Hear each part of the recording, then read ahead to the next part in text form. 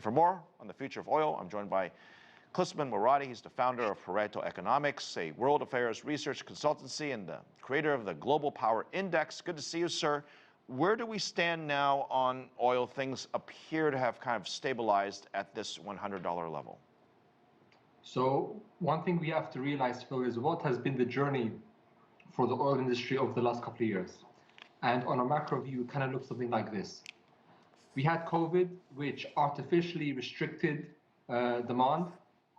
I guess that's the closest wording you can put to it. And then post-COVID peak, we've had the Ukrainian invasion, which essentially tapered off supply from one of the largest oil producers in the world, which has led the oil industry to be very problematic and led them to make decisions which are very hard to realize what would come out of them into the future, because both instances were very shocking to the industry. Now what we have is a situation where the artificial demand has loosened, and now we have an over-ramping of demand, yet supply from Russia has been tapered by the EU, and the oil industry now has to respond to this. But responding is going to be difficult because what the oil industry don't have is perhaps excess reserves or supply to provide the raw to stabilize the price. Right. I mean, this might be a rudimentary question, okay, but if I'm a country producing oil, why would any country want to sell it for less, which is what a lot of people are asking them to do, right, to bring down the price of what you sell stuff at? Well, the one thing that you don't want to do is cannibalize demand, because if oil prices reach too high of a price, then those who would fill up their cars and those who would do daily activities, whether in business or otherwise, will stop doing it because it becomes too expensive to do so. Right, but the question is, so what? I mean, so what if there's some demand destruction? I mean, isn't that supply and demand, and that's the free capital markets? And if oil prices go up, we spend less on oil, and that's kind of what it is, right?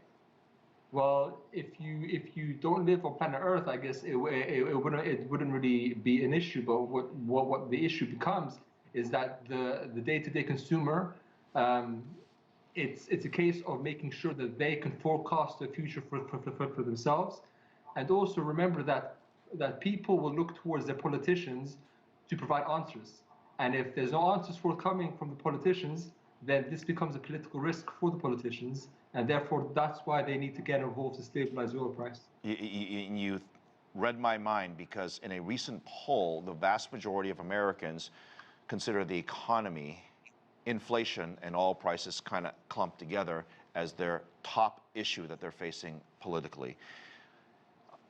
In terms of how to bring those prices down, I mean, we've got the Russia situation, we've got the embargo, then there's, of course, China and India, who play a major role in all this, don't they? Well, look, you have to realize that OPEC matters because almost every country, OPEC and OPEC Plus matter so much because almost every country in the world is touched by them, right? But the US, for example, 60.4% or something of their oil comes from Canada, but roughly 30% comes from an OPEC Plus mixture of countries. So for the US specifically, a lot of their oil comes from the organization where Biden now is meeting the head of OPEC, i.e. Saudi Arabia, to find out how they can increase supply to bring down that price. India, for example, the majority of their oil comes from OPEC Plus, and they are even more in a position to ask for cheaper prices for their people. This is where political pressure comes in to raise supply so that it becomes cheaper. Right. Okay, I also want to clarify one thing.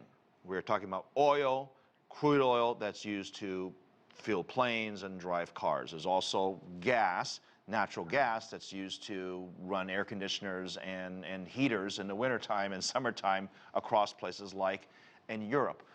We talked about this, before, is that the threat potentially that Russia could shut off gas supplies to the rest of Europe come this winter, and Europe's trying to, I guess, build up their storage to prevent a crisis. Is that something that we should be talking about, or do you think that crisis is under control? Well, naturally something we should be talking about, and in fact, I think we did speak about this a few weeks ago, in fact. when we spoke about, this was actually this probably was more than a few weeks ago with you guys, but for sure, gas and oil are inextricably linked together. And what happens is that if you have a situation where both oil and gas are inflating in price, then naturally, again, the politicians need to be at the helm of the ship in order to find out where the issues are, where the weak points are, and provide solutions for these. And if they can't do this, they again will be punished at the ballot box, which is incentive enough for them to not only talk about it, but to do something about it as well. Klisman Murati, founder of Pareto Economics, it is always good to have you, and thank you for staying up late for us in London.